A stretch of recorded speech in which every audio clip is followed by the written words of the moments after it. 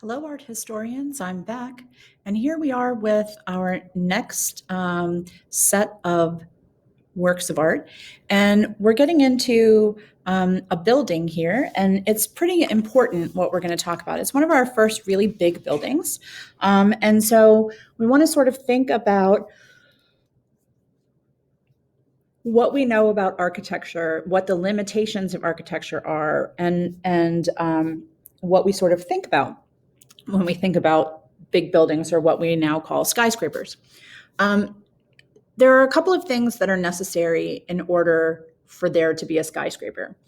Regardless of what material you're building with, whether you're building with wrought iron or you're building with brick and mortar or whatever it is that you're building with, marble, whatever, you've got to have, in order for there to be a skyscraper, you got to have an elevator.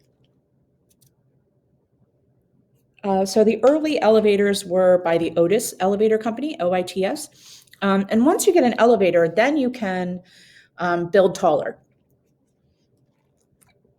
The thing is that people don't want to walk up 9 flights of stairs with their groceries. People don't want to walk up 9 flights of stairs to go to the dentist. So you can start to build taller once you get an elevator. So that's one of the things that makes taller buildings possible. What we're going to look at particularly today is the Chicago School of Architecture. And one of the things you have to think about when you think about Chicago is that there was a huge fire in Chicago in 1871 that pretty much burned down most of Chicago. So the buildings that are there in Chicago, the majority of them are built post 1871 fire. And when that happens, when there's this new time for construction, think about the palaces of Westminster. That's what happened there too. When there's this new possibility of construction, there's a chance for originality. Unlike the palaces of Westminster, where it was stated it must be a Gothic revival or an Elizabethan style, when things started being built in Chicago, there became this new wave of Chicago originality, how to make things new and different and unique. And so Chicago became known for a lot of really cool things, like the new way that they do their windows and stuff like that. And we'll talk about it. But also what ends up happening in Chicago is while we're still using iron, steel becomes available. And you don't have to build with steel to have an elevator. You can build with iron to have an elevator, like the Eiffel Tower. You can build with brick and mortar and have an elevator. But you cannot build huge open floor plans with a lot of those other materials. To build tall and open, it requires the use of steel. And that's what we see in Chicago. We see an introduction of the use of steel. And what steel does, and I'm going to go forward now, what steel does is it allows for an open floor plan. It allows for bigger windows. It allows for these huge, what we call shopping windows at the bottom. Because when you have steel as your foundation, your post and lintel, your up pieces, and then your across pieces, when you have steel, it just gives you more flexibility in how big you can build something. And so what I want to show you first, before we do really anything else, is I want to go to the next slide, which has the floor plan. And what you see here is these are steel beams, but otherwise this whole space is open. And that the steel beams allow for there not to have to be walls. The steel allows for these huge, what are called bay windows that kind of curve out. The steel allows for what is called the Chicago window, with this huge pane of glass in the center that is a solid pane of glass, and then next to it the 2 smaller windows that can open. You can see, do I have a really good shot of, so you have the small window on the side and then the big panel in the center. And what this building is now is actually, it's a Target, right? Think about it like big open spaces, big windows to put your merchandise in, big windows, but that's what it was for. It was for shopping. And this beautiful round entrance allowed for these revolving doors that, kept the heat in or the air in. We're looking at a building that could not have been constructed without steel. Steel allows for these big, wide open spaces. Steel allows for these giant windows. And so what we see here is, one of the most important buildings in Chicago. So now let's do this, this other part. So this is called this Carson, Peary, Scott and Company building. It was just a company, kind of like a J.C. Penney, Macy's, Lord and Taylor, kind of like that. And this building is no longer called the Carson, Peary, Scott and Company building. It's now called the Sullivan building, or the Sullivan Center. I'm sorry, and it's named after its architect, Louis Sullivan. So you'll see here it's 1899 to 1903. And so we're looking at, it's 28 years after the fire. And we're building tall and we're building up. And we have this beautiful rounded corner that makes it easy for people to pass. It doesn't come to a sharp corner that would be an uncomfortable thing to have on the sidewalk. This beautiful rounded corner sort of blends in with where it's set. In order for us to really think about how important this is, we're really looking at the first skyscraper in Chicago that really thought about combining form and function, or what it looks like with what it does, and making it beautiful, so that it has to be purposeful but beautiful.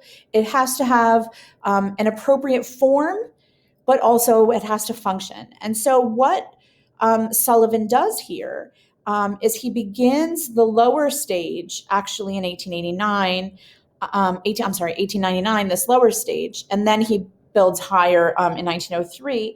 But he begins with this rounded corners, this beautiful wrought iron at the bottom, which was the common building material before this, but we end up with steel up above to give us these big open expanses. And the wrought iron is only on the facade, the face of it. And then you see glass because of all the windows, and terracotta because even if you're going to have form and function, Sullivan believed that it had to be beautiful. And so if I scroll forward, we see the beauty of the wrought iron. It's not necessary to have all that wrought iron there by that door. These steel posts would be just fine. The wrought iron, though, adds to the beauty of it. But when I scroll, you'll see that there's a little overhang here, okay? And that little overhang that's there is covered in all of this beautiful plaster work. And then the edges of the windows are all set with these lovely terracotta tiles. So Sullivan didn't just make an ugly building. He made a building that accomplished what it needed to accomplish, but also, was stunning. So when we're looking at it, we see the rounded corner with very extravagant ornamentation, decoration. We see that it's beautiful on that lower level, and it has these awnings. It would have had similar awnings in the time that it was created. You can even see there's a permanent awning there and some temporary awnings. And you can see the awnings here in the postcard of the time. So where the Target logo is now, it used to say Carson, Peary, Scott and Company. And so you can look at this and see how, it very much looks like it always did. So when you're looking at it, we're looking at a beautiful place to buy beautiful things. It was sort of a way to lure you in with how beautiful it was and how many windows there were and how much light there was. And so when you're looking at it, this base level, it's like the 3-part design here. This base level is for shopping. This middle level is for offices. And then the upper levels with the overhanging cornice, I believe have been changed into apartments. And so you're really looking at what we call a mixed use building. And here again, you see, it's a little easier to see the Chicago window here. In the old one, you see the middle pane is big and then two small side panels. The middle panel can't open, but the two side panels can. So there's your middle one and then the two on the side. Sullivan believed that the design had to reflect its purpose, that you should be able to look at it and know what it is. And now looking at this, it's very clear. You can look at that building, even though, it's a Target, you can look at it, even if the Target symbol wasn't right here, you could look at it and realize by looking in the windows at the mannequins and the displays that it's for shopping. This thing up here at the top where I told you we have all that beautiful plaster work, that's called the cornice. We learned that when we did ancient Greece. And so here you have the cornice with all this beautiful plaster work, and it overhangs, and it's just an extra piece of beauty. Just because a building has a utilitarian function doesn't mean that it can't be beautiful. And so he didn't believe it just had to be plain, even if what you were doing there was plain. So what are your images, AP people? You have this one, which is the front where you see this rounded entrance. And that rounded entrance, the three doors at that main entrance, serve a couple of things. The three doors at the main entrance allow for better flow of traffic, but the roundedness and the revolving doors means that it curves around that corner. It would not be as pretty if this building came to a sharp edge right here at this intersection. The curve here just makes it more beautiful. So this is your first, from the corner. Your second image is just that rounded door, 1, 2, 3 entrances here at the thing. And you can see the cute little awning and the beautiful iron work. I mean, this wrought iron work is stunning. This is similar to the kind of wrought iron work that you would see in Paris, things like that. And I love how they've matched the lamppost to match the facade of the building. So that's your second one, the rounded bay window. And your third one that you have to know is this floor plan. Look at the rounded bay window, the rounded bay doors, right? Here's your rounded doors. And then here's this huge open floor plan that could only have been accomplished with steel. Okay, so that's the Carson, Peary, Scott and Company building. All right, we're going to get into next what is often considered one of the hardest concepts to really wrap your head around when it comes to art. And that's Cubism. And I'm going to go to the next slide and I'm going to read this to you because this was one of the best descriptions I've ever seen or read for how to describe Cubism. So here we go. Oh, did I not put it on this slide? Oh, that makes me very sad with myself. Did I put it further back? Here it is. I put it in the wrong place. Okay, cold coffee and Cubism. To understand Cubism, it helps to go back to Cézanne's still life paintings, so Mont Saint-Victoire, or even further to the Renaissance. Okay, we're going to use an example that worked nicely in the classroom that this man was in. He was lecturing to a group of students and he was trying to explain Cubism to them while he was drinking his coffee from a paper cup. This is important. So he set the cup on the desk in front of him at the front of the room and said, if I were a Renaissance artist in the mid-15th century in Italy painting that cup on a table, I would position myself at the particular point in space and construct the surrounding objects and space frozen in that spot from that single perspective. So I would sit down at my easel, I would be looking at the cup, I would get my canvas out, and I would paint the cup that's right in front of me. Okay, you can see that in your head, right? I got a guy sitting at an easel, he's got his palette, he's got his paint, he's painting the cup that's right in front of him on the table. Okay, however, on the other hand, If it was the late 19th century and I was Cezanne, I might allow myself to open this view up a little bit. Perhaps I would focus on and record the changes of shape and line that result when I shift my weight from one leg to the other, or when I lean in towards the cup to get a closer look. Okay. So imagine the cup is in front of you. Don't keep reading. Listen to me. The cup is in front of you and you lean to the side and you sort of see the cup a little bit differently. And then you lean to the other side and you see the cup a little bit differently.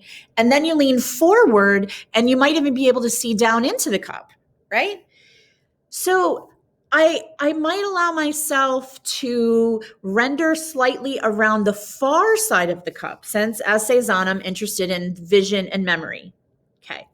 So it might, that's why we get Cezanne with his weird tilted tabletops that look like all of the oranges would slide off the table. That's because of this. Cezanne gives us a look from above and a look from eye level at it at the same time. Okay.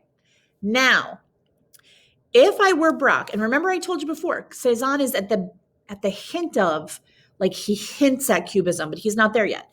If I were Braque or Picasso, those are our two big cubists, okay, in the early 20th century, I would want to express even more on canvas, and I would not be satisfied with limiting the conventions of the Renaissance perspective, nor with explanation, initial explorations of the master of Cezanne. As a cubist, where's my next link? As a cubist, I want to express my total visual understanding of the coffee cup, the whole coffee cup. I want more than the Renaissance painter that just painted it looking straight on it, or Cezanne who looked at it straight on it and like tilted to the side a little bit. I want to express the entire cup simultaneously at the same time, the whole cup, okay? At the same time, simultaneously on the static surface of the canvas, where I can hold all of the visual information that is in my memory. Because in my memory, I can see the cup's front and its side and its backs and its inside and the bottom of the cup from the inside and the outside. And I want to do this, but I want to do this on a flat canvas. How can I do this? How can I show this three-dimensional object on a flat canvas? And the answer comes in one of the best examples of Cubism, which is called the Portuguese. Okay. And in this canvas by Braque, everything is pretty much fractured. Instead of the cup being paper, let's think about it a different way. Okay.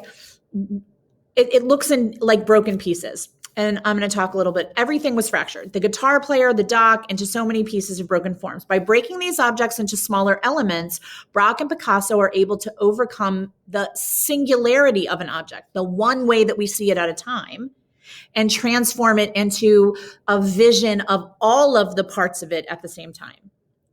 At this point, his class started to look a little confused. So he turned back to his paper cup that was now empty, and he started to tear it into pieces. And he started to show how when he tore it into pieces, some pieces could be like face up and some could be face down and some could be the bottom and some could be the top. And it was just all sort of torn pieces in front of him. And he says, if I want to be able to show the back and the front and the inside and the outside simultaneously, I can fragment the object. I can break it into chunks.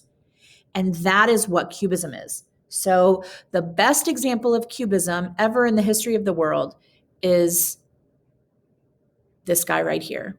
That's a guy playing a guitar at a dock and there's a boat in the background. We'll talk about that one in a minute. But before we talk about that, we're going to talk about one of the earliest Cubist pieces. And I'm hoping I didn't hurt your brain too much. We're going to talk about one of the earliest Cubist pieces called Les Demoiselles d'Avignon. Okay. Demoiselles is a less proper way of saying woman. Okay. And we might say the young ladies of Avignon. This is by Pablo Picasso, who really is considered the greatest artist of the 20th century.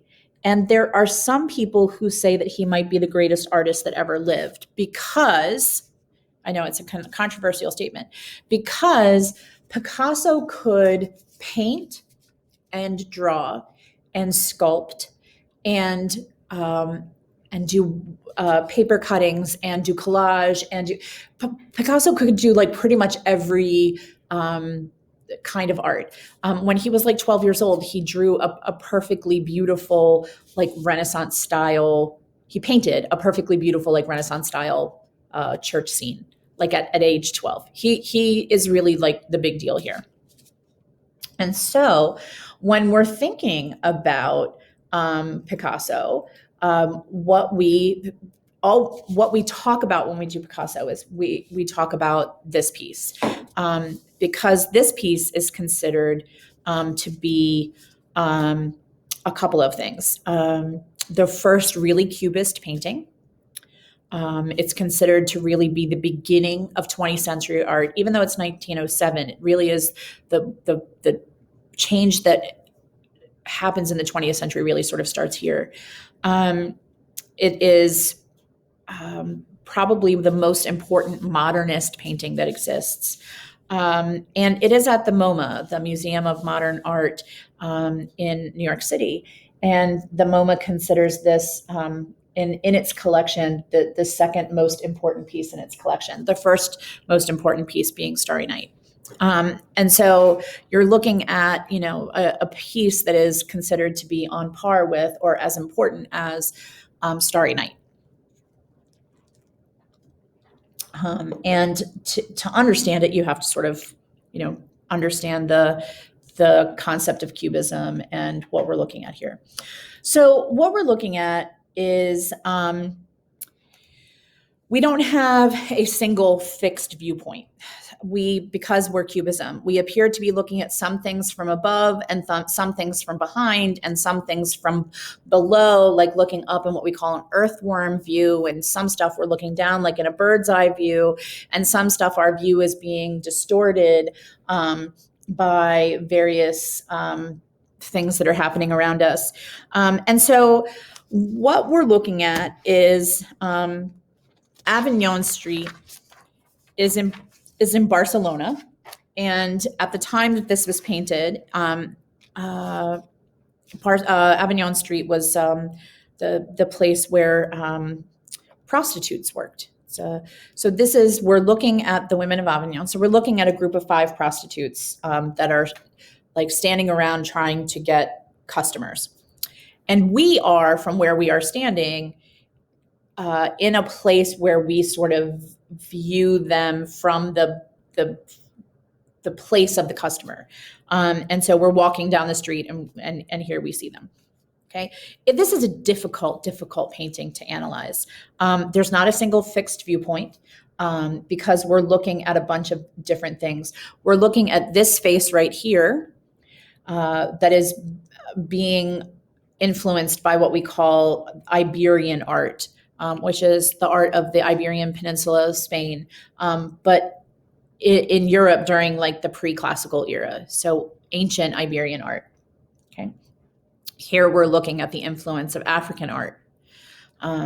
So here we are looking at someone who is lying down, and we are looking at her from bird's eye view, and then this is a person whose face is being obscured by this curtain that we see in front of her. This person, we seem to see her both with her legs bent this way, but with her body towards us. So we sort of see her with her knees bent and her body twisted in almost like an Egyptian composite, like that weird Egyptian composite body shape. It lacks a cohesiveness. It's hard to see the whole thing that's going on unless you know about Picasso and you read the stuff that he wrote about it and you learned about this particular piece. there were a ton of sketches for this. This was not something that he just sort of like threw together. This was clearly a very planned piece. Picasso wrote that he wanted to create a new language for art. And he wanted there to be, multiple points of view at the same time. And I keep coming back to like Cezanne and his tables. But he also sort of liked Gauguin, and sort of the primitivism of Gauguin. Think about who are we, where are we, where did we come from, who are we, where are we going? That piece, like think about some of the figures that you see there. He was wildly influenced by African art, which is why you see the inclusion here of the African mask. And he was known for collecting art from various time periods in various places in the world. So he did have some African art in his collection. It's a little problematic when we talk about it. He once said that Western realism in art is it's too civilized. It doesn't get it enough at like your more primal nature. And he believed, and it's like I said, it's problematic. He believed that African art was more powerful because it connected with your more primal nature. From a white, Western man, it is easy for him to say that. But for a person of color, it would be like, well, African people were not primitives. I mean, African people built Great Zimbabwe, but that's a conversation for a different time. But that's why you see that inclusion here of this African art. And that is why, even though her face is distorted by the curtain, it is a kind of a combination of a distorted face and a little bit of an African mask. When we see this body shape, it should look to you a little bit like the Peplos, the Anavassos Koros. Even though she's a woman, she has that sort of archaic body shape. But her face is clearly Iberian, Spanish, Portuguese. She's darker complected. And so we see that here with him. He saw some of the art that was being created. He saw, Olympia. He saw some of Matisse's work, the goldfish and things like that, and he wanted to experiment. He wanted to do something that was very different. So what you're looking at, and I know I've said this before, but what you're looking at is an attempt to do something that had never been done, an attempt to create a new language for art, a response to what he considered was the too tame and too boring way that art was going. And so that's why you get those multiple perspectives. That's why you sort of see him pull on Gauguin's primitivism. That's why you see him pull on African art. He wanted something different. He wanted something that had more emotion. He believed that the art of Africa and the art of Polynesia reflected a more genuine expression of emotion that seemed to be missing from Western art. And so it's sort of like a two-edged sword. He preferred art of Polynesia and art of Africa because it felt more real. But at the same time, he also used, the word primal, which is like insulting. Matisse, the goldfish guy, he hated it. He said that this painting was the death of art.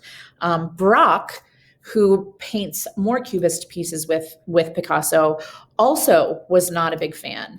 But Picasso believed very strongly in this work. He hid it for many years, and then finally released it. And when it was released, people were like, holy moly. It is, as I said, considered one of the great works of art. It is considered the first Cubist painting and the most important modernist painting, because what you see is an attempt to change art. We see different perspectives. We see things from above, from below, from the side, from behind a curtain, and so even though they are prostitutes, we focus more on the style of what is happening as opposed to what Picasso is creating here, the story that is being told. When we move forward, what is our theme here? Cultural influences, so the influence of ancient, archaic Iberia, influence from Africa, and also like a group scene, and experimental art. We have several pieces that we could call experimental. All right, this is another piece by Picasso. This is not one of your pieces, but I like to show you Picasso's work. This is Guernica. This is Picasso. This is Picasso. This is Picasso. And the reason I show them to you is they just all feel very different. And Picasso was an absolute master of technique, and then he could do with it whatever he wanted. He was brilliant. He may not be everybody's favorite, but no one can argue his ability with technique. All right. Moving on, we're coming back to the Portuguese. We're coming back to Braque. Okay, we're coming back to our torn coffee cup, and we're really looking at how we see this is a man playing a guitar by a dock, and you can see sort of some of the elements. So this is called the Portuguese. Okay. This is after Picasso did the Demoiselles of Avignon. This is 1911. Okay. He and Picasso worked together. They shared a studio space. And so in doing that, they worked on this concept of Cubism. It was really put together. This was not something that was just like, oh, we're going to try something really weird and like just be silly, right? No, this was like serious stuff. This is a memory that Picasso has of a Portuguese musician who he saw play in Marseille, in France. And what you're looking at is we really are looking again from that idea of it being seen from multiple perspectives. We see that the shapes, we see some solid shapes that we can identify. This is clearly the guitar. Okay. We see some shapes that are a little harder to see, but this is a face. Okay. And we see these shades that allow us to separate the images. But the other thing with Cubism that makes it difficult is if you're looking at something from the top and the bottom and the side and the inside and the outside and the whatever, then there's no consistent, I'm sorry, I just banged my knee. There's no consistent light source because the light on the back would come from a different place than the light on the front. And that's what you see when you break this up into its smaller pieces. And it is, it's a little difficult to see what you're looking at. But it is, it's a man playing a guitar. And some of the words that I've heard applied to Cubism is it looks shattered, it looks violently rendered, it looks as though you took a steamroller and rolled over an image and it sort of flattened it out and you got to see all of it at once. I've seen lots of interesting descriptions of it, but what you have to get at is the idea that what we're doing with Cubism is we are absolutely rejecting realism. We are absolutely rejecting convention. Okay. Like your regular art just doesn't work for us. Okay. And we are trying to express the total understanding of an object at once. The feelings that it has, the moment, the sound, so what you see is here's some text that we see that is brought in here, that were probably posters that were posted down by the waterfront, right? So we see, some text from posters. We see, we see the face of the man. We see what look like pillars of the dock. We see what looks like a bird. And so we just get this, we see everything at once, fragmented, fractured, violently rendered, shattered. Those are the words that go with it. What's cool though also is we have, it's monochromatic. It's basically one color palette, browns, coppers, yellows. It's a very simple color palette, but beautiful. Now, this is the only image they give you for the Portuguese. I want to just scroll forward and here's my coffee cup thing. Here's that guitar. Okay, I want you to be able to see that. Your theme, geometrics in art, monochromatic art, but there's your face. Okay, and I want you to here's some of that stuff I was talking about. I read you all. I've talked about all of this. Sorry, sometimes I forget that it's on a later slide, and I just talk and talk and talk. But when we're looking at it, I want you to look at. This is Picasso, the woman playing a mandolin. This is Braque, woman playing a mandolin. And so, you can see the pieces of it. Braque is much more abstracted. We're not fully abstract yet. Okay. This is abstracted. Okay. Where it's clearly a woman, it's clearly a mandolin guitar type thing. Okay. Here's another combination. This is Braque's Portuguese. This is with the girl with the mandolin. Okay. So, they painted together. It's really cool. This is Braque fruit dish and ace and cubes. So you can see that the dish isn't round. This is Picasso's bowl of fruit. Okay. And so that, this gives you the idea of the style of what we're looking at. This is Cubism. And what is amazing about Cubism is we are becoming, it's still clearly representational. It is clearly still representational, but we are definitely moving into a time period where the art will be non-representational. We're getting closer and closer to abstract art that is not meant to be anything. But you can see these are that's playing card. Those are some grapes, right? You can see that appears to be a heart. Right, so that's probably a playing card.